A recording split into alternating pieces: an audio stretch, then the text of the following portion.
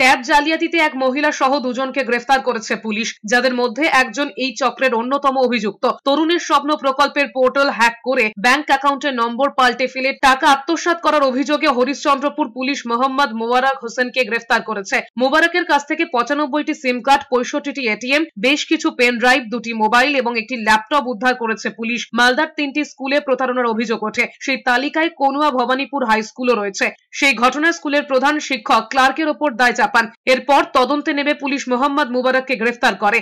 একটা ছেলে আমাকে ফাঁসানো হয়েছে, আমাকে ফাঁসিয়ে দিয়েছে, চালকিয়েছে। আমি একটা স্টুডেন্ট, আমিও স্টুডেন্ট।